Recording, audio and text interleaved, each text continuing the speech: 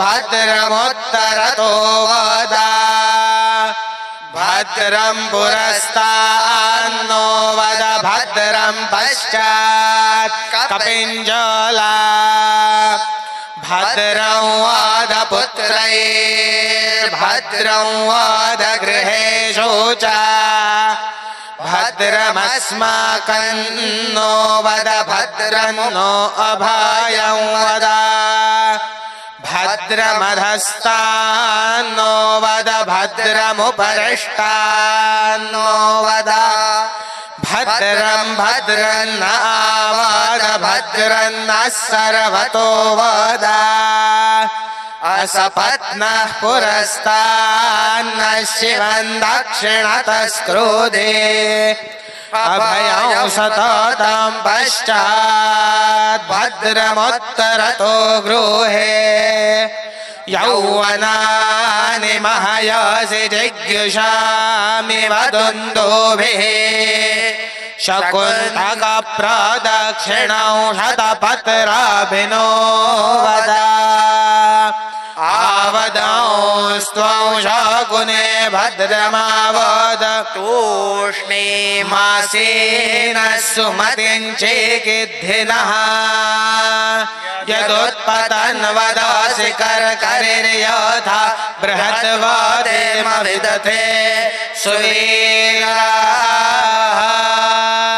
ॐ शान्तिः शान्तिः शान्तिः। यो वेदादौ स्वरः प्रोक्तो वेदान्तेजः प्रतिष्ठितः तस्य प्रकृतिलीनस्य यः परः स महेश्वरः। अभी कृपया अपने स्थान पर बैठ जाएंगे। पीछे बहुत सी कुर्सियां खाली हैं, मातृशक्तियों की ओर भी है, तो सभी अपने स्थान पर बैठ जाएंगे कृपया। और बीच में ऐसे जो हम घूमते हुए दिख रहे हैं वो भी ठीक नहीं है। बैठ करके फिर अपने मोबाइल को साइलेंट मोड पर कर देंगे तो अच्छा रहेगा। जिनको जहां स्थान मिले बैठने के लिए बैठ सकते हैं। ये बांगर गांव के लिए, देवास जिले के लिए एक बहुत ही गौरवमयी क्षण है और देश के ख्यात नाम पूज्य संत आज इस धरा पर पधारे हैं। वास्तव में यहां की धरा जो पहले से धन्य तो थी ही, भगवान दत्त जी की पादुका यहां पर स्थापित है तो धन्य तो थी ही, आज महाधन्य होने जा रही है। पूज्य संत वृंद यहां पर पधारे हैं तो एक बार मैं पुनः आग्रह करूंगा कि जो भी इधर उधर घूमते हुए दिखाई दे रहे हैं कृपया बातचीत बंद करके बैठेंगे तो हम कार्यक्रम का प्रारंभ हो जाए। ऐसा तो आदरणीय श्रीपाद जी कुलकर्णी जो प्रखर राष्ट्र सेवक हैं, राष्ट्रीय स्वयंसेवक संघ में विभिन्न दायित्वों का जिन्होंने निर्वहन किया है, वे आज यहाँ के पीठाधीश बनने जा रहे हैं और प्रातः स्मरणीय पूज्य शंकराचार्य जी महाराज की पावन उपस्थिति है और मुझ पर परम स्नेह रखने वाले, हाँ, सभी यहाँ पर संत वृंद पधारे हैं, उन सभी का आशीर्वाद उनको प्राप्त होने वाला है और आप सभी इस क्षण के साक्षी बनने वाले हैं। तो जो भी परिसर में, पांडाल में इधर उधर हैं, मंदिर परिसर में हैं, उनसे भी आग्रह है कि वे मुख्य सभा मंडप में आ जाएं और अपना स्थान ग्रहण करें। आदरणीय श्रीमान प्रशांत जी हड़तालकर, आपसे आग्रह है कि यहाँ मंच पर पधारें, आसन ग्रहण करें। और सारे अतिथिगण यहाँ पर पधार चुके हैं, हमारे आचार्य वृंद भी यहाँ पर उपस्थित हैं। सभी के श्री चरणों में वंदन करते हुए यहाँ के जो पीठाधीश्वर बनने वाले हैं, वर्तमान में जो आप सभी के सहयोगी, मित्र, सखा के रूप में जो हमेशा यहाँ रहे हैं, और ये सारा कार्यक्रम जिनके लिए आयोजित है, ऐसे श्रीयुत श्रीपाद जी कुलकर्णी से मैं आग्रह करूंगा कि वे मंचासीन अतिथियों का परिचय आपको स्वयं करवाएं। और आप सभी, एक बार पुनः आग्रह है जो इधर उधर खड़े हैं, कृपया अपने स्थान पर बैठेंगे और मोबाइल को साइलेंट मोड पर करेंगे। पूज्य श्री, हाँ मैं वहीं दूंगा ना माइक, एक माइक वहां दे दीजिए। तो आप सभी का परिचय करवाएंगे और आप अपने स्थान पर बैठे बैठे ही वंदन करेंगे, प्रणाम करेंगे। आग्रह यह है कि कोई भी मंच पर आकर के प्रणाम करने का अभी प्रयास नहीं करें तो ठीक रहेगा, व्यवस्था नहीं बिगड़ेगी। श्रीमद ज्योतिष पीठाधीश्वर शंकराचार्य जी महाराज के चरणों में वंदन करता हूँ। आपसे अनुमति लेता हूँ कि मंचासीन संत वृंद का परिचय। बड़े सौभाग्य का विषय है कि बांगर एक छोटे से गांव में आज इतने श्रेष्ठ संत वृंद जो पूरे भारत के अलग अलग स्थानों से पधारे हैं, आशीर्वचन देने के लिए, इस पीठ को गरिमा प्रदान करने के लिए पधारे हैं। इस मंच के सबसे आखिर में विराजित हैं परिवाजक पुरुषोत्तम आश्रम स्वामी जी महाराज। अभी कुछ महीने पहले ही आपकी दंडी स्वामी के रूप में दीक्षा हुई है। गरुड़ेश्वर दत्त का एक प्रसिद्ध स्थान है। उन्हीं के पास विराजित हैं आदरणीय डॉक्टर बाबा साहब या बाबा महाराज तराणेकर। मध्य प्रदेश के अधिकतर लोग नाना महाराज तराणेकर एक दत्त संप्रदाय के श्रेष्ठ संत हुए हैं। तो उन्हीं परंपरा के आप जो है उस संस्थान का पूरा कार्य देखते हैं। तो आदरणीय बाबा महाराज तराणेकर साहब, आप ही के पास में महंत विनीत गिरी जी महाराज, अपना जो महाकाल मंदिर है वहाँ का जो पंचायती अखाड़ा है उसके आप जो है महंत है। और महंत जी के हाथों से ही प्रातः जो भस्मारती होती है उसका पूरा कार्य जो है महंत जी के हाथों ही होता है। कल भी पधारे थे, आज भी आग्रह पर आज आए हैं। बीच में हम सबके इस पूरे सनातन धर्म के जो अधिष्ठाता हैं, भारत के 4 प्रमुख शंकराचार्य पीठों में से एक पीठ श्रीमद ज्योतिष पीठ, जिसे बद्रिकाश्रम के नाम से जाना जाता है, उसके आप अधिष्ठाता हैं। साक्षात बद्रीनाथ जी का साक्षात अवतार जो है हमारे साथ में आज यहाँ पर विराजित है। आप ही के पास में विराजित हैं परम पूजनीय आचार्य जितेंद्र नाथ जी महाराज। देवनाथ मठ अंजनगांव सुरजी नाथ परंपरा का एक बहुत ही प्रसिद्ध स्थान है। उस पीठ के आप पीठाधीश्वर हैं। मेरे पास में विराजित हैं कार्ष्णी अनुभवानंद जी। कार्ष्णी अनुभवानंद जी कांची कामकोटि पीठ का जो बाबा जी उदासीन मठ है उस मठ के मठाधिपति हैं। पास में विराजित हैं आदरणीय विनायक राव जी देशपांडे। आप विश्व हिंदू परिषद के अखिल भारतीय अंतर्राष्ट्रीय संगठन महामंत्री का दायित्व निर्वहन करते हैं, प्रचारक हैं। केंद्र आपका दिल्ली है। पास में ही कृष्ण गोपाल दास जी महाराज, आप आगरोद के पास में आपका स्थान है। राम स्नेही परंपरा के स्नेही आप दीक्षित हैं। धर्म जागरण समन्वय विभाग के अखिल भारतीय प्रमुख आदरणीय शरद राव जी ढोले और उनके पास में ही वरिष्ठ प्रचारक आदरणीय प्रशांत जी हरतालकर। आप सब इस कार्यक्रम के निमित्त यहाँ पधारे। आप सबके चरणों में वंदन करता हूँ, सादर नमन करता हूँ। माता जी भी जो है अनुभवानंद काष्णी मठ से ही कांची कामपुरम से आई है।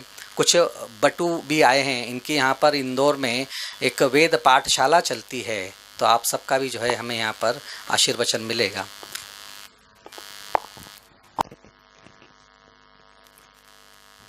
यहाँ पर जो यह स्थान है, इस स्थान का सभी को परिचय हो और इस स्थान की जो परंपरा है उसका भी सभी को परिचय हो।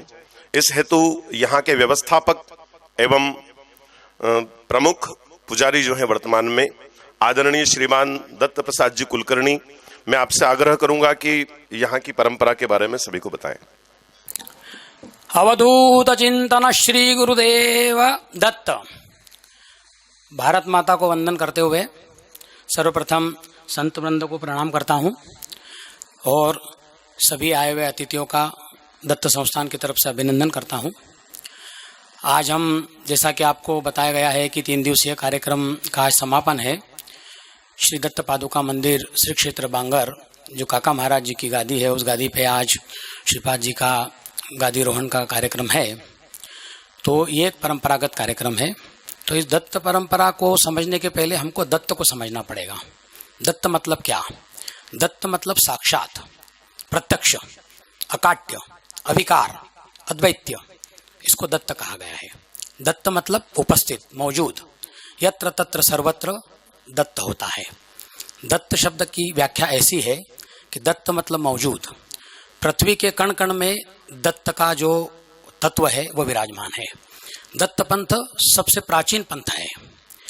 पृथ्वी की सृष्टि की निर्माण के समय से जो ज्ञान बोध का तत्व है, वो तत्व अगर किसी ने बताया है तो वो दत्त ने बताया है। जिस भी प्रकृति में ईश्वर ने जो भी तत्व बनाए हैं, उस तत्व से हमको जो ज्ञान मिलता है, वो ज्ञान का बोध कराने वाला अगर कोई तत्व है तो वो है दत्त। दत्त मतलब हमको उस शक्ति से साक्षात कराने वाला, प्रत्यक्ष। दत्त की व्याख्या ऐसी है। ब्रह्मा विष्णु महेश तीनों देवताओं का एक रूप दत्त तो कहलाता ही है। रज सत तम 3 गुणों का समुच्चय दत्त कहलाता है। प्रकृति की 3 अवस्थाएं, उत्पत्ति स्थिति लय, इन तीनों गुणों का एक रूप दत्त तो कहलाता ही है। पर दत्त शब्द की जो व्याख्या है वो ऐसी है कि दत्त मतलब प्रत्यक्ष। अनुस्वयात्री संभूतो दत्तात्रेयो दिगंबरा स्मर्तुगामी सौभक्ताना उद्धरता भव संकटात। मतलब स्मरण करने से प्राप्त होने वाला अगर कोई देवता है तो वो दत्त है। आपको सिर्फ शुद्ध अंतःकरण भाव से उसका स्मरण करना है, वो आपके लिए साक्षात है। और इसका उदाहरण दत्त मंदिर बांगर एक प्रत्यक्ष उदाहरण है। स्मरण करने से प्राप्त होने वाला कोई देवता है तो वो दत्तात्रेय है। पर वो स्मरण अंतःकरण के शुद्ध भाव से होना चाहिए। जैसा कि गंदे पानी में प्रतिबिंब नहीं बनता है, स्वच्छ पानी में प्रतिबिंब बनता है, उसी प्रकार स्वच्छ मन से अगर हम प्रभु को याद करते हैं तो दत्त का साक्षात्कार होता है। हम याद करते हैं, याद का उल्टा दया होता है। हम याद करेंगे, उसकी दया अवश्य होगी। ऐसी ये दत्त परंपरा अनादिकाल से चलती आ रही है। उसी परंपरा के अंतर्गत आज यहाँ का जो स्थान है बांगर का, वो भी स्थापित हुआ है। और ये परंपरा काफी समय से चलती आ रही है। मूल घराना हमारा जो है वो कालकुंदरी रहा है। कालकुंदरीकर घराने से कई संत हुए जिन्होंने दत्त पंथ का प्रचार प्रसार किया और स्थान बनाया और समाधि ली। उसी के साथ साथ पंत महाराज बाळे कुंदरीकर, वो भी संस्थान ऐसा है जिसने दत्त संप्रदाय का प्रचार प्रसार खूब किया है। हम उसी संप्रदाय को, हम उसी पंथ को, उसी परिवार को आगे बढ़ा रहे हैं। बांगर का जो दत्त मंदिर बना है, ये श्रीपाद श्रीवल्लभ कलयुग का पहला अवतार मानते दत्तात्रेय भगवान का। दूसरा अवतार मानते नरसिंह सरस्वती। वो नरसिंह व सरस्वती के आदेशानुसार बांगर का मंदिर की स्थापना हुई है। मंदिर के संस्थापक केशव गुरुनाथ कालकुंदरीकर, जिनको कि यहाँ भक्तों ने काका महाराज नाम दिया। काका महाराज द्वारा यहाँ पर मंदिर की स्थापना हुई। जैसा कि गुरु महाराज का आदेश था कि पश्चिम मालवा में एक जगह है जो देवी के स्थान और शिव के स्थान के बीच में है। वो जगह पर जल का अस्तित्व है। वो भूमि एक ब्राह्मण की भूमि है। उस भूमि के सामने स्मशान है और वो भूमि सती की भूमि है। ये जो 5 लक्षण गुरु महाराज ने बताए, वो काका जी महाराज को बांगर के रूप में समझ में आए। फिर उन्होंने यहाँ अपना वास्तव्य किया और यहाँ पर मंदिर निर्माण कार्य हुआ। जैसा कि हम देखें, मंदिर के सामने स्मशान है, इधर देवास है, उज्जैन है, उनके बीच में जगह है। मंदिर परिसर से आसपास के क्षेत्र में 3 सती के स्थान है। और मंदिर जिस भूमि पर बना है, यह भूमि यहाँ के एक श्री गौड़ ब्राह्मण दुर्गा शंकर जी पंडिया, उनकी जगह थी। उन्होंने मंदिर निर्माण के लिए दान स्वरूप दी। इस प्रकार जो गुरु महाराज ने लक्षण बताए थे, वो सारे लक्षण यहाँ पर उनको मिले। उसके बाद उन्होंने 10 जुलाई 1975 को सर्वप्रथम यहाँ पे पादुका की स्थापना की। और उसके बाद में 12 जनवरी 1978 पौष शुक्ल चतुर्थी, जो कल का दिवस था, उस दिन आप समाधिस्थ हुए। 44वां उनका समाधि दिवस वर्ष हमने कल मनाया। इसी के अंतर्गत ये 3 दिवसीय कार्यक्रम भी आयोजित किया गया ताकि उस कार्यक्रम को भी सम्मिलित किया जा सके। कुल मिलाकर के ये सारी व्यवस्था बनी। तो जो कालकुंदरीकर घराना रहा, उसके संत रहे काका जी महाराज। इसी श्रृंखला के अंतर्गत नाना साहेब कालकुंदरीकर, जो कि हमारे मूल घराने के हैं, जो बेलगांव जिले में जो गाँव आता है कालकुंदरी, वहाँ के थे। उन्होंने एक हरिनाम भक्त परंपरा का भी शुरुआत किया, जो सन 1929 से अविरत चल रहा है। इसी प्रकार पुणे के पास में आष्टी एक जगह है, वहाँ पर भी कालकुंदरी महाराज की समाधि है। मतलब ये परंपरा 7 पीढ़ियों से अविरत चल रही है। उसी कालकुंदरीकर घराने के परंपरा के अंतर्गत बांगर का स्थान भी निर्मित हुआ है, जो गुरु महाराज के आदेश हुआ है कि कलयुग में जो है भक्ति प्रधान होगा, कलयुग में जो है वो भक्ति प्रमुख होगी। देवास जो है ये शक्तिपीठ है, शिव जो है वैराग्य है, इन दोनों के बीच में बांगर जो है ये भक्ति स्थान है। तो यहाँ पर बांगर जो है वो भक्ति स्थान के रूप में प्रचलित है। और अब इस कार्यक्रम के बाद में, इतने संत समागम होने के बाद में, अब इस जगह का और भी चैतन्यता बढ़ेगी, ऐसी मेरी आशा है। इतना कर कर मैं अपना स्थान ग्रहण करता हूँ। अवधूत चिंतन श्री गुरुदेव दत्त। एक बार सभी अपनी पूर्ण क्षमता से जयकारा लगाएंगे। बोलिए श्री दत्त भगवान की। मातृशक्तियों की आवाज थोड़ी कम आ रही थी इधर से, पूरी क्षमता का कहा है ना, तो बोलिए श्री दत्त भगवान की, भारत माता की, महाकाल महाराज की, समस्त देवी देवताओं की। बड़े ही हर्ष और प्रसन्नता का विषय है। यहाँ का जो भी इतिहास था और यहाँ की जो परंपरा थी, वो आदरणीय दत्त प्रसाद जी ने हम सभी को बताई, यहाँ के बारे में हमें ज्ञात हुआ। अब मैं निवेदन करूंगा, श्रीमान प्रशांत जी हड़तालकर जो वरिष्ठ प्रचारक हैं, आपका मुख्यालय नागपुर में है, आप यहाँ पर पधारे हैं हमारे बीच, आप भी अपना आशीर्वचन प्रदान करेंगे और आदरणीय श्रीपाद जी को आपका भी आशीर्वाद प्राप्त हो, ऐसा मेरा आपसे आग्रह है। मठाधीश्वर जी महाराज, अंजनगांव सुरजी के पूजनीय जितेंद्रनाथ जी महाराज, मंच पर उपस्थित आज की प्रमुख उपस्थिति जिनको कहा जाए, ऐसे हमारे आदरणीय, अभी हम कहेंगे पूजनीय श्रीपाद जी महाराज, आज इनका नया नाम भी सबके सामने आ जाएगा। सभी महानुभाव मंच पर उपस्थित, आपके श्री चरणों में मैं सादर वंदन करता हूँ, प्रणाम करता हूँ। उसी के साथ आज के इस कार्यक्रम में उपस्थित रहने का सौभाग्य जिन हम सबको मिला है, ऐसे सभी माता भगिनी तथा सज्जन वृंद को मैं सादर प्रणाम करता हूँ। बंधु, आज हमारे जीवन में, हम सबके जीवन में बड़ा आनंद का यह क्षण है कि आज के क्षण की उपस्थिति हम सब के लिए बड़ी भाग्यशाली है। अपने जीवन का नाम छोड़कर, नया नाम लेकर, नई प्रतिमा लेकर विश्व के सामने आज पट्टाभिषेक कार्यक्रम के माध्यम से आदरणीय श्रीपाद जी विश्व के सम्मुख प्रस्तुत होने वाले हैं। यह बहुत सौभाग्य का विषय है। पूजनीय शंकराचार्य जी, पूजनीय जितेंद्रनाथ जी महाराज, इनकी उपस्थिति में इनके भावी काल की शुरुआत आज यहाँ पर होने जा रही है। दत्त संप्रदाय के बारे में हम सब लोगों ने यहाँ पर हमें जानकारी प्राप्त हुई। विश्व हिंदू परिषद के माध्यम से कुछ अलग अलग देशों में जाने का सौभाग्य मुझे प्राप्त हुआ था। उसमें मैं अफगानिस्तान गया था। अफगानिस्तान में काबुल से 60 किलोमीटर दूरी पर एक भगवान दत्तात्रेय जी का मंदिर आज भी है। पाकिस्तान में गया हूं। पाकिस्तान में, उत्तरी पाकिस्तान में आज भी भगवान दत्तात्रेय जी का मंदिर वहां पर है। तो अफगानिस्तान में, पाकिस्तान में भी दत्त सांप्रदायिक लोग आज भी वहां पर है। एक बहुत बड़े दत्त सांप्रदायिक, नाथ के भक्त यह बनारस हिंदू विश्वविद्यालय में अफगान के नागरिक, स्वयं मुसलमान मगर दत्त सांप्रदायिक है। आज रिटायर्ड होकर वो अमेरिका में भी गए हैं। तो बंधुओं, बताने का उद्देश्य इतना ही है कि दत्त संप्रदाय ना ही दक्षिण में है ना ही उत्तर में है, तो अपितु सारे विश्व में दत्त संप्रदायिक और भगवान दत्तात्रेय जी के मंदिर आज उसकी साक्ष्य हमें वहां पर मिलती है। यह बताने का एक ही उद्देश्य मेरा है कि आज से आदरणीय श्रीपाद जी नई परंपरा का वहन करने के लिए विश्व के सम्मुख प्रकट हो रहे हैं, तो उन्हें कहां तक पहुंचना है।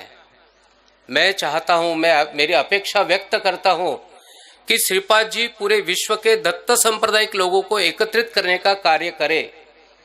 बांगर के मूल पीठ से प्रारंभ होकर यह कार्य सारे विश्व को समाहित करने का कार्य उनके द्वारा हो, ऐसी निश्चित रूप से आज मैं यहां पर अपेक्षा व्यक्त करता हूं।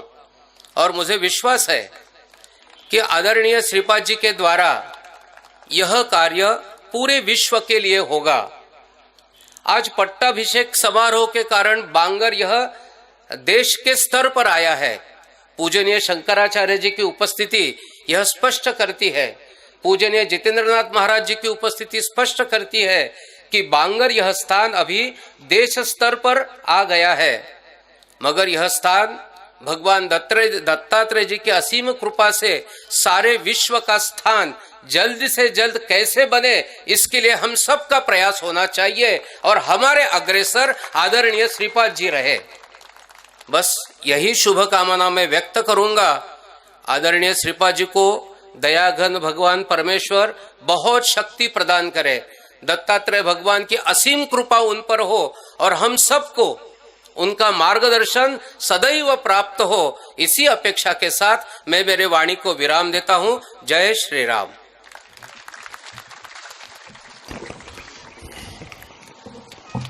बहुत ही बड़ी आशा और उम्मीद इस पीठ से आपने लगाई है और वास्तव में आपकी आशाओं का यहाँ भगवान के इस द्वार पर जो संदेश पहुंचा है वो पूरे विश्व को एक नई दिशा देगा, इसमें कोई संदेह नहीं। भारत विश्व गुरु बनेगा और उसकी शुरुआत यहाँ से आज हो ही रही है। संपूर्ण भारतवर्ष मंच पर विराजमान है।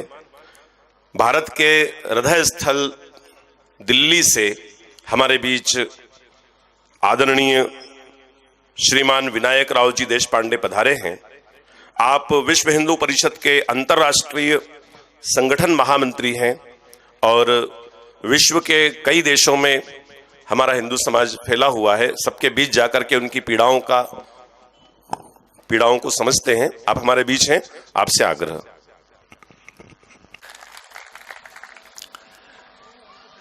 जगत गुरु पूजनीय शंकराचार्य ज्योतिष पीठाधीश्वर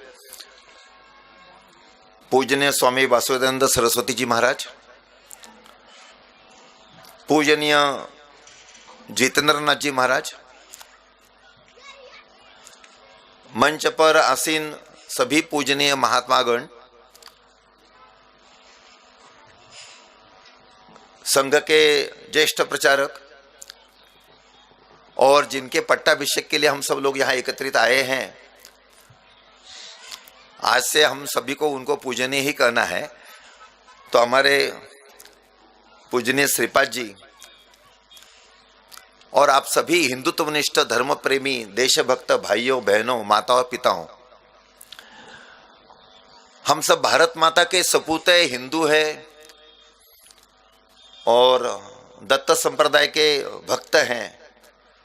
तो पहले हम सब लोग उसका जरा जयकार करते हैं। बोलो भारत माता की, हिंदू धर्म की, भगवान दत्तात्रेय जी की जय श्री राम।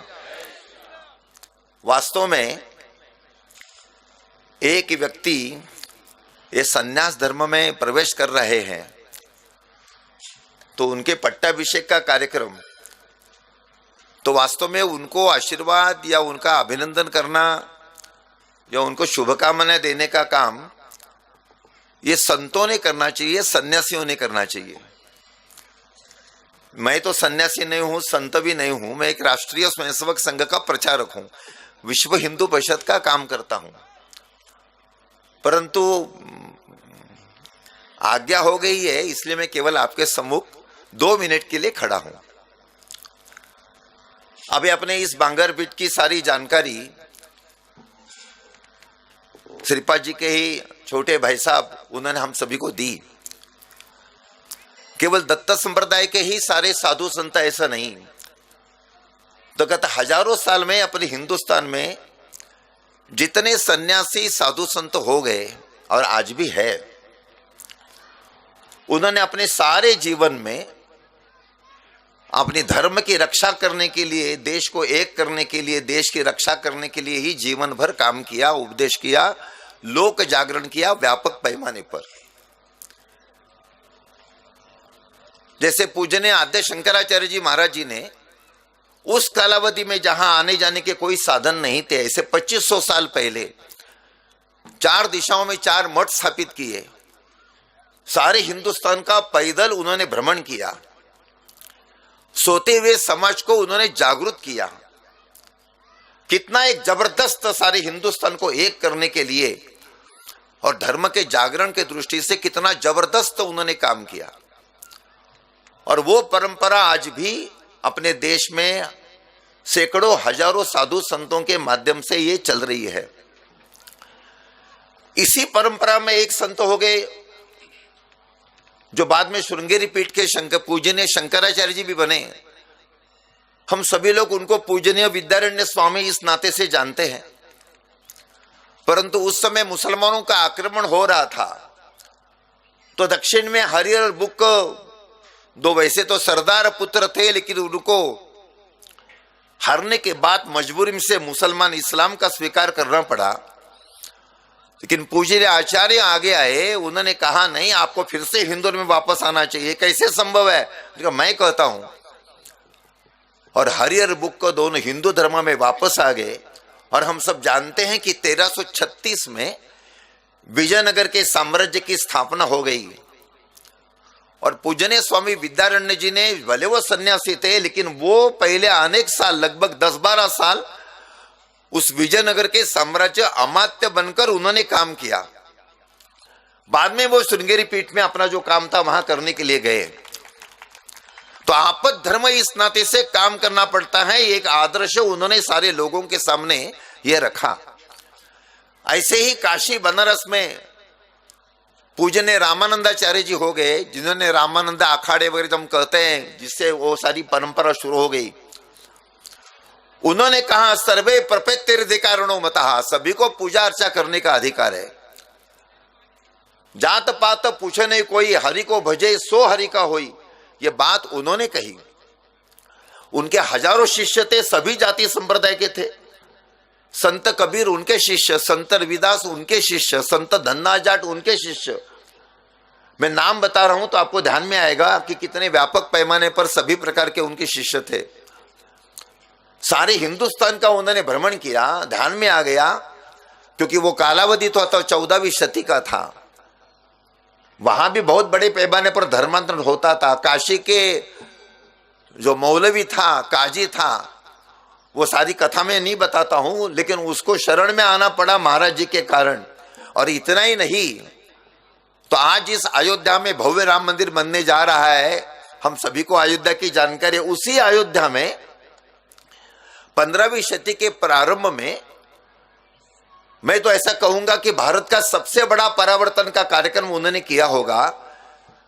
वहां का राजा हरि सिंह हारने के बाद मुसलमान बन गया था, उसके नेतृत्व में 34,000 हिंदू जो मुसलमान बन गए थे, वो हिंदू धर्म में वापस आ गए। और ये सारा काम ये पूजनीय रामानंदाचार्य जी ने किया। ऐसा ही जबरदस्त जागरण का काम बंगाल में पूजनीय संत चैतन्य महाप्रभु जी ने किया। ऐसा ही जबरदस्त काम असम में श्रीमंत शंकरदेव महाराज जी ने किया। दक्षिण में अलवार संतों ने किया, नायनमारों ने किया। और अगर हम महाराष्ट्र की बात करते हैं तो हम सभी जानते हैं, संत ज्ञानेश्वर जी को भी जानते हैं और समर्थ गुरु रामदास स्वामी जी को भी जानते हैं। तो भारत के सभी संतों की अगर हम उनके संदर्भ में अगर याद करते, स्मरण करते, तो ध्यान में आएगा कि ये सारे साधु संत, उसमें कुछ गृहस्थी थे, कुछ सन्यासी थे, लेकिन उन्होंने सभी ने अपने धर्म की रक्षा करने के लिए, जन जागरण के लिए, देश की रक्षा करने के लिए पूरा सारा काम किया। और ये सारे साधु संतों की जो हजारों साल की सन्यासियों की जो उज्जवल परंपरा है, उस परंपरा के कारण ही हम सारे हिंदू इस नाते से जीवित है। जैसे महाराणा प्रताप, छत्रपति शिवाजी महाराज, लाचित बड़फुकन, गुरु गोविंद सिंह जी, इन्होंने हाथ में तलवार लेकर संघर्ष किया दुश्मनों के साथ, शत्रुओं के साथ। लेकिन कितना भी अत्याचार होना चाहिए, हम अपना धर्म नहीं छोड़ेंगे। जितनी अपनी शक्ति, उस शक्ति के आधार पर अपने सारे धार्मिक कार्यक्रम करेंगे। इस पद्धति का मार्गदर्शन ये सारे संत शक्ति ने, ये सारे पूजनीय संत महंतों ने, सन्यासियों ने किया। तो ये सारे पूजनीय सन्यासी, संत, महंत और छत्रपति शिवाजी महाराज जैसे क्षत्रिय वीर, उसके कारण भारत है, हिंदुस्तान है, और हम सब लोग हिंदू इस नाते से जीवित है। तो ये जो एक उज्जवल परंपरा है राष्ट्र जागरण की, धर्म जागरण की, धर्म की रक्षा करने की, उसी परंपरा का वहन करने हेतु ही आदरणीय श्रीपाद जी आज ये सन्यास ग्रहण कर रहे हैं। क्योंकि श्रीपाद जी का सारा अधिक पहले का जो सारा जीवन है हम सब जानते हैं। वो राष्ट्रीय स्वयंसेवक संघ के स्वयंसेवक, मैंने अभी परावर्तन का थोड़ा सा जिक्र किया, तो संघ में उसको धर्म जागरण कहते हैं, उसका वो काम करते थे अनेक साल। प्रचार विभाग का भी काम करते थे, विश्व हिंदू परिषद का भी। सिख है, जैन है, बौद्ध है, लिंगायत है, अलग अलग संप्रदायों के सारे साधु संत और समाज, उनको सभी को जोड़ना चाहिए, इसलिए उसको समन्वय मंच कहते हैं। तो अपने इस मालवा प्रांत में वो समन्वय मंच का भी काम उनके पास था। और इतना ही नहीं, तो आज के अपने सारी युवा पीढ़ी है, उनके सामने आइकॉन कौन होना चाहिए, कौन उनका आदर्श होना चाहिए? तो उनके आदर्श जिन्होंने अपने देश और धर्म के लिए लड़े, ऐसे क्षत्रिय वीर होने चाहिए। उसमें एक है वीर बाजीराव पेशवे, जो पहले पेशवे हो गए, कि जिनके कारण महाराष्ट्र से उत्तर भारत तक सारा अपना हिंदवी स्वराज्य का ये सारा प्रचार प्रसार हुआ। और जिन्होंने कहा केवल मुल्क जितना नहीं है तो सारे देवस्थान है, वो भी हम सभी को मुक्त करना है, इस पद्धति का उनका संकल्प था। उनकी जहां समाधि है उसका वहां स्मारक बनना चाहिए, इसके लिए गत 12-13 साल से श्रीपाद जी प्रयत्न कर रहे हैं। और जो पानीपत में लड़ाइयां हो गई अपने देश और धर्म की रक्षा करने के लिए, चाहे 1556 में हेमचंद्र विक्रमादित्य जी के द्वारा हो, या 1761 की 14 जनवरी को मराठों के द्वारा हो, तो वहां भी वो सारे वीरों का एक उचित स्मारक बनना चाहिए। उसके लिए भी आप प्रयत्न कर रहे हैं। तो आपका अभी का सारा जीवन ये धर्म के और देश के जागरण के दृष्टि से, रक्षा के दृष्टि से, लोगों के सामने उस नाते से एक आदर्श प्रस्थापित होना चाहिए, इस नाते से ही रहा है। और अभी तो आप पूजनीय सन्यासी महाराज बनने वाले हैं, तो पहले की तुलना में उनके शब्दों में, उनके वाणी में और ज्यादा वजन आ जाएगा, उसका प्रभाव पहले की तुलना में ज्यादा बढ़ेगा। क्योंकि एक संत की वाणी जो होती है, सन्यासी का जो शब्द होता है, उसका बहुत जबरदस्त महत्व होता है।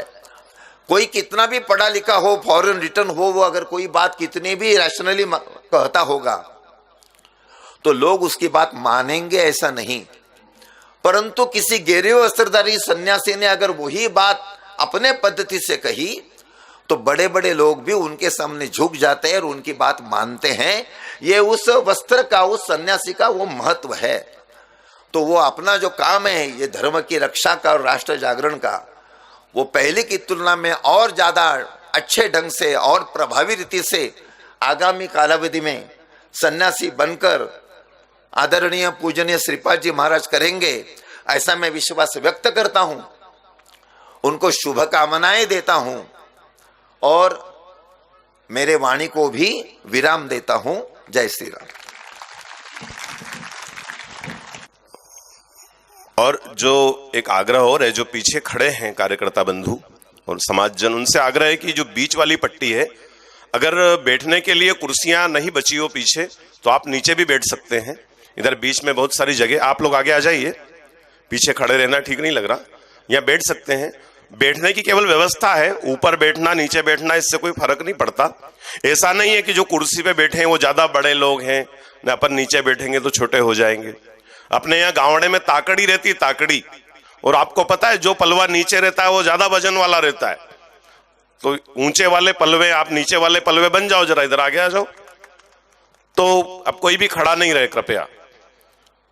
और ये जो बीच में बातचीत हो रही है पीछे, उसको भी बिल्कुल विराम दे देंगे।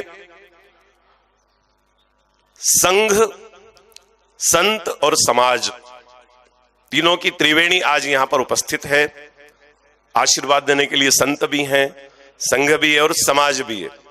तो इस त्रिवेणी के मध्य में आप लोग यहां पर गोता लगाने के लिए आए हैं। संत जहां उपस्थित होते हैं वहां अपने आप में तीर्थ हो जाता है। ये तीर्थ तो पहले से है ही, अब ये महातीर्थ बन गया है आज से। यहां इस पावन धरा पर आप सब पधारे हैं, आपका एक बार पुनः स्वागत करता हूं। आदरणीय विनायक राव जी भाई साहब जिस प्रकार से आपको बता रहे थे कि इतने उन संतों ने इतनी घर वापसी करवाई, ऐसा ऐसा सारा विवरण आपको दिया। समूचे देश भर में जो मतांतरित हो चुके हैं ऐसे कई मुसलमान और ईसाई जिन्होंने उनको पुनः हिंदू धर्म में घर वापसी करवाई और आज भी लगातार लगे हुए हैं, सतत प्रवास जिनके जारी हैं और कल से जिनका सानिध्य हमें प्राप्त हो रहा है, ऐसे आदरणीय श्रीमान शरद राव जी ढोले जो धर्म जागरण के अखिल भारतीय प्रमुख हैं, मुंबई उनका केंद्र है, हमारे बीच यहाँ उपस्थित हैं। मैं उनसे भी आग्रह करूंगा कि वे अपना आशीर्वचन प्रदान करें और साथ ही हम सभी को उद्बोधित करें। मंचवर विराजमान पूज्य शंकराचार्य जी महाराज, आचार्य जितेंद्रनाथ जी महाराज, अन्य संतगण और हेडगेवार कुल के मेरे पूर्ववर्ती दोनों वक्ता। अभी श्रीपाद जी के बारे में इन दोनों ने बोला है, इसलिए मुझे बोलने के लिए श्रीपाद जी के बारे में कुछ बचा नहीं है, लेकिन बोलना तो है। और श्रीपाद जी की और मेरी मित्रता तो गत अनेक सालों से है। हंसी मजाक, एक दूसरे की चेष्टा, ये तो चलती थी।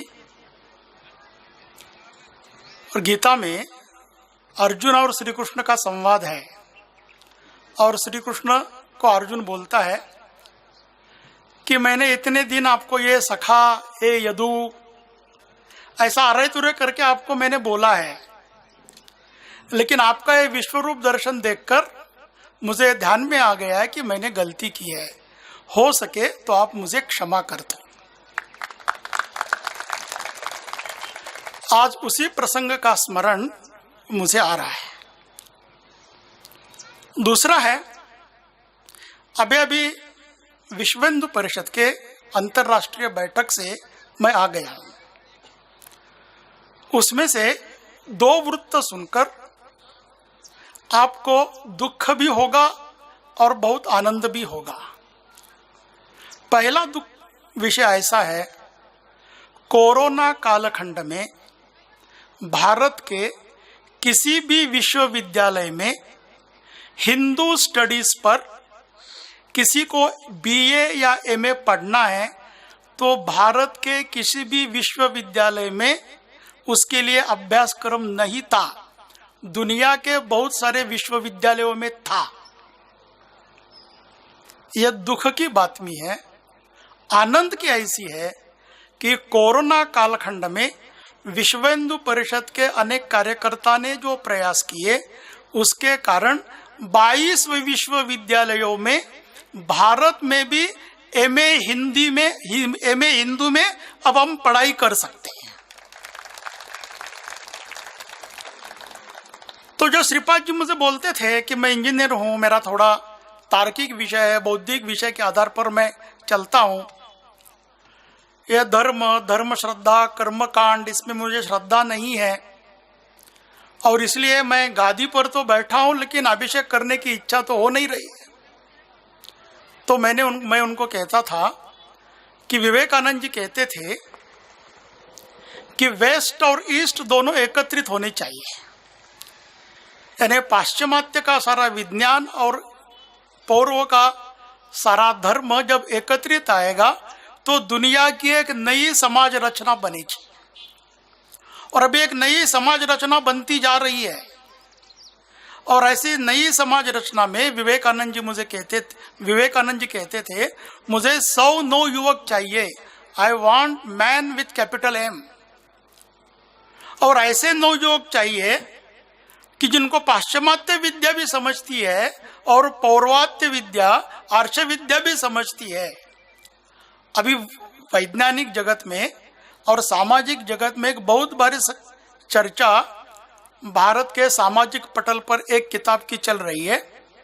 उस किताब का नाम है स्नेक्स इन गंगा। जो गंगा में जो सांप है उसके बारे में चर्चा चल रही है। भारत के बहुत सारे तथाकथित स्वयं को हिंदू मानने वाले, हिंदुत्व को मदद करने के दृष्टि से काम करने वाले लोग हिंदुत्व के विरोध में कैसे काम कर रहे हैं, ऐसा उस किताब का विषय है। दिखने में लगता है कि वो काम हिंदुत्व के लिए कर रहे हैं, लेकिन परिणाम हिंदुत्व के खिलाफ हो रहा है। ऐसे इस धर्म गंगा में भी का सांप कुछ काम कर रहे हैं। ऐसे सांपों को जानकर ठीक धर्म प्रस्थापित करने के लिए युवा सन्यासियों की एक आवश्यकता है। और उसमें आज से एक नया सन्यासी बढ़ेगा, ये हमारे देश की एक भाग्य विधान है। और ऐसे काम करने के लिए पाश्चिमात्य तत्वज्ञान, पाश्चिमात्य विद्या भी चाहिए और पौर्वात्य दृष्टिकोण भी चाहिए। और उस दृष्टिकोण के आधार पर अपने अपने प्रभाव क्षेत्र में प्रत्यक्ष हिंदू जीवन दृष्टि के आधार पर धर्म स्थापना का प्रयास करने की आवश्यकता है। वो आवश्यकता इतनी ज्यादा है कि श्रीपाद जी जैसे और सैकड़ों हजारों नवयुवक भी सन्यासी निकलेंगे तो 200-400 वर्षों में जो धर्म को तोड़ने का प्रयास किया है उसको फिर पुनर्प्रस्थापित किया जाएगा। यही समझकर मैं श्रीपाद जी को बार बार बोलता था कि आप गादीपति बनो। और आज वो सुवर्ण क्षण आया है। मेरा सौभाग्य इस बात का है कि उसका मैं साक्षी बन गया हूं। और इसलिए मैं बोल रहा था कि इसके पहले ये कृष्ण, ये यदु, ये सखा, ऐसा मैं जो बोलता था वो आज से मेरा अधिकार गया है। आज से आज आप मेरे लिए पूजनीय बन गए हैं। आज मेरे लिए और हम सभी के लिए आप मार्गदर्शक बनेंगे। और प्रभु दत्त उसके लिए आपको पूर्ण सक्षम करे, ऐसी उसके चरणों में प्रार्थना करके वाणी को विराम देता।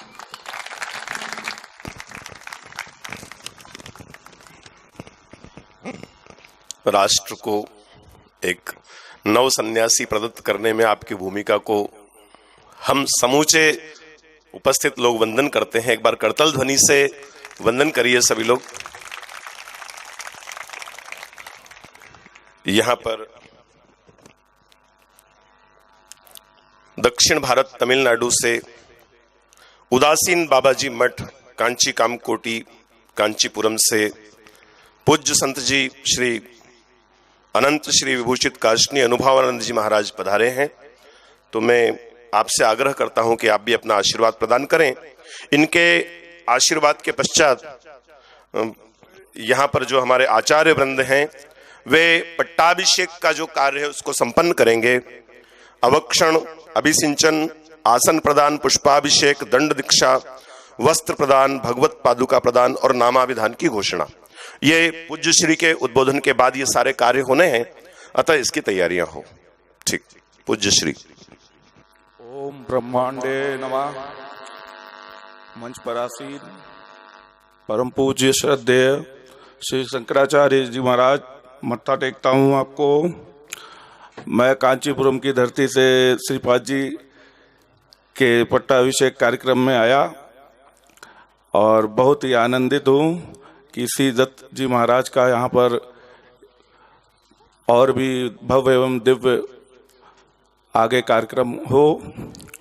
और शुभकामनाओं के सहित मैं ये भी कहना चाहता हूँ कि तमिलनाडु राज्य में जो है सिद्धत जी महाराज जी का कोई स्थान नहीं है अभी, तो वही वार्तालाप मैं श्रीपाद जी से कर रहा था।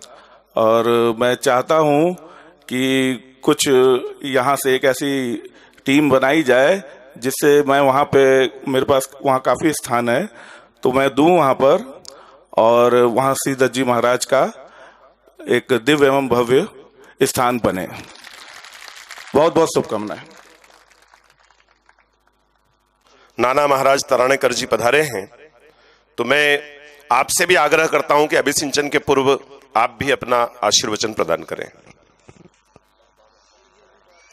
बालार्कप्रभमिन्द्र नील जटिलम भस्मांगरागोज्ज्वलम शांतम नाद विलीन चित्त पवनम शार्दूल चर्मांबरम ब्रह्मज्ञे सनकादिभिः परिवृतम सिद्धे समाराधितम दत्तात्रेय समुपास्मै हृदिमुदाम ध्येय सदा योगिभिः। यद्दिव्यपाद सेव्यमत यद ब्रह्म स्वरूपम श्रीमद वासुदेवम जगत प्रभो यत् पालकम सर्वभक्तानां योगिनां योगित्वं गुरो यत् आकाशे मार्तंडो त्वं धारितं ज्ञानिनां नाना रूपधरम त्रिभुवनमितं अत्रेयं पाहि माम्। आज हमारे बीच में पूज्यपाद शंकराचार्य जी उपस्थित हैं, तो अनायास में एक सूत्र कहना चाहता हूँ। तैत्तिरीय अरण्यक के जो तैत्तिरीय अरण्यक है कृष्ण यजुर्वेद का, उसका 10वें प्रपाठक में एक सूत्र कहा गया है, ये ब्राह्मणा त्रिषु पर्णम पठन्ति ते सोमम प्राप्तवन्ति आसहस्रात् पंक्तिम पुनन्ति। वैसे उसी प्रकार पूज्यपाद जी के यहाँ के आगमन से, केवल आगमन से और उनके वचनों से सहस्त्रावधि लोग पुण्य भागी हो जाते हैं, पवित्र हो जाते हैं। वैसे आज आचार्य जी के यहाँ पदस्पर्श से हमारी ये भूमि, हम लोग सब पावन हो गए हैं। मंच पर उपस्थित आचार्य जी, सभी संतगण, विद्वज्जन, प्रबुद्धजन, यहाँ नीचे बैठे भी जो प्रबुद्धजन हैं, और मातृशक्ति, सबको अभिवादन करते हुए मैं ये कहना चाहता हूँ कि भगवान दत्तात्रेय की यदि तुलनात्मक दृष्टि से कहीं उल्लेख है तो दत्त पुराण ग्रंथ में कहा गया है। दत्त पुराण ग्रंथ का पहला ही श्लोक, जो कि ऋग्वेद संहिता के पहले ऋचा के अनुसार पूज्यवर्षी वासुदेवानंद सरस्वती टेम्बे स्वामी महाराज दत्त पुराण के रचयिता, उन्होंने कहा है, तो ऋग्वेद की जो ऋचा है वो तो कहती है अग्निमिळे पुरोहितम यज्ञस्य त्वाम देवऋत्विजम, लेकिन दत्त पुराण की पहली जो श्लोक है वो कहता है अग्निमिळे परम देवम यज्ञस्य त्वाम त्रिधीश्वरम। इस प्रकार भगवान दत्तात्रेय को एक ऐसे देवता के रूप में वहां स्थापित किया गया है दत्त पुराण द्वारा, जो अग्नि स्वरूप भी है, यज्ञ के अंदर त्रिविध जो देवता है वो भी है, और ईश्वर स्वरूप भी है। उसी के अंदर एक सूत्र भी कहा गया है, दत्तास्तु भगवान स्वयं। कुछ लोगों को केवल जानकर ही तो बताता हूं कि जब हम भागवत पढ़ते हैं तो हमको तो भगवान श्री कृष्ण की लीला और भगवान श्री राम का ही हमको वहाँ कहने के दर्शन दिखता है, वामन आदि अवतार दिखते हैं। लेकिन पहले ही जब हम देखते हैं कि सर्गों में कुछ प्रारंभ के अध्यायों में पहले स्कंद में ऐसा कहा गया है, षष्ठे अत्रेय परत्वम, भगवान का छठवां जो अवतार है वो भगवान दत्तात्रेय है। ईश्वर का जो नारायण प्रणीत जो धर्म है, सनातन धर्म है, उसमें छठवां अवतार भगवान दत्तात्रेय का है, और उसके पश्चात अवतार परंपरा चलती जाती है। एक और बात यहाँ मैं थोड़ा धृष्टता कर रहा हूँ आचार्य जी के सामने, लेकिन भगवान दत्तात्रेय की एक विशेषता ये रही है कि जहाँ एक और आचार्य परंपरा के अंदर भी दत्तात्रेय को माना जाता है, वहीं गुरु परंपरा भी है, और नाथ परंपरा के अंदर तो सब लोगों को विदित है, क्योंकि ये स्थान ही नाथ परंपरा का ये स्थान है। तो गुरु परंपरा जो है, ये गुरु चरित्र परंपरा दक्षिण भारत में गाणगापुर से मानी जाती है। लेकिन इस परंपरा के अंदर एक विशेष बात ये कही गई है कि ये गुरु परंपरा कहाँ से है, तो इसके लिए उल्लेख है ब्रह्म ब्रह्मा शिव वशिष्ठ शक्तिश्चैव पराशर व्यास शुक गौड़ सहित गोविंदश्चैव शंकरा। इस प्रकार ब्रह्मा जी से, ब्रह्म से जो नारायण से परंपरा चली तो आद्य शंकराचार्य जी तक वो आती है। उसी परंपरा के अंदर विद्यारण्य महामुनि और नृसिंह सरस्वती ये भी गाणगापुर के अंदर परंपरा में आते हैं, जो मूल रूप से दत्तात्रेय ही परंपरा कही जाती है। क्योंकि ऐसा कहा जाता है कि मूल दत्तात्रेय शास्त्र नाम ये रचना सर्वप्रथम यदि है तो आद्य शंकराचार्य जी की है। तो ये एक जगह ये शंकराचार्य जो परंपरा है गुरु परंपरा ये भी है, और दूसरी तरफ तो ऐसा कहा गया है कि कृत युग में दत्तात्रेय, त्रेता युग में वशिष्ठ, द्वापर के अंदर भगवान वेद व्यास और कली युग के अंदर आचार्य श्री शंकर, ये आचार्य परंपरा कही गया। तो ये सभी परंपराएं विशेष रूप से दत्तात्रेय के लिए जो चिरंजीव अवतार में है। तो ये चिरंजीव अवतार कैसा है, तो ये तो ऐसा कहा है कि ये तो अयोनि संभव है, प्रदत्तम, निराकार से त्रिगुणाकार जो आ गए ये प्रदत्तम है। तो ये प्रदत्त मतलब आकाशस्थ ये जो है इस प्रकार से निर्गुण निराकार से प्रत्यक्ष प्रकट हुए हैं। तो ऐसा जो अवतार ये चिरंजीव है, ये ना तिरोहित, ये तिरोहित नहीं होते। तो ये अवतार तिरोहित नहीं होता मतलब क्या है, तो ये किसी न किसी स्वरूप में सनातन रूप से सद्गुरु परंपरा के अंदर, संत परंपरा के अंदर, किसी आचार्य परंपरा के अंदर या किसी स्वामी के स्वरूप में, फिर वो गृहस्थ हो या संन्यास्त हो, कहीं न कहीं विद्यमान रहते हैं। और यही परंपरा इस प्रकार गुरु परंपरा के स्वरूप में भगवान दत्तात्रेय की आज तक अखंडित अबाधित रूप से चली आ रही है। इसलिए मुझे ये कहते हुए अत्यंत हर्ष हो रहा है कि आज श्रीपाद जी का यहाँ जो पट्टाभिषेक हो रहा है, वे श्रीपाद जी भी इसी परंपरा को कहीं न कहीं गति देने के लिए, आगे बढ़ाने के लिए आज यहाँ इस विशिष्ट पट्टाभिषेक द्वारा इस पद पर आसीन होने जा रहे हैं। संन्यास धर्म चातुर्साश्रम के अंदर प्रवेश करने जा रहे हैं। और ये हमारा सौभाग्य है कि हम सभी यहाँ पूज्यपाद जी के श्री चरणों के साथ में सभी संत जन और प्रबुद्ध जनों के उपस्थिति में ये विशेष कार्यक्रम यहाँ हो रहा है, जिसके अंदर सहभागी होने का सौभाग्य मुझे भी प्राप्त हो गया। तो मैं सिर्फ केवल इस बात के लिए थोड़ा विशेष रूप से बतलाना चाहता हूँ कि चूंकि हम लोग इंदौर से हैं, आप लोग मालवा से, तो मैं भी इसी मालवा की मिट्टी से हूँ, इंदौर से हूँ। तो यहीं आपके उज्जैन मक्सी तराने के पास में जो तराना गांव है, वहाँ के हम लोग तरानेकर हैं, वहीं के हम तरानेकर। इसके लिए बाबा साहेब तरानेकर मूल रूप से जोशी, लेकिन तरानेकर नाम लिखते हैं। 125 वर्ष पूर्व परम पूज्य वासुदेवानंद सरस्वती टेम्बे स्वामी महाराज का जब उज्जैन आगमन हुआ, उन्हें दंड धारण किया, तो उन्होंने पहला दत्त मंदिर तराण में स्थापित किया। 125 वर्ष वहीं से नाना महाराज की परंपरा चली आ रही है और उसी परंपरा का हम लोग निर्वाहन करते हैं। और ये महाराज की कृपा है। तो इस दत्त संप्रदाय का हमारी जो मूल परंपरा ही गुरु चरित्र परंपरा, दक्षिण में गाणगापुर में हमारा मठ है और गुजरात में गरुड़ेश्वर संस्थान से भी मेरा अभिन्न एक संबंध रहा है।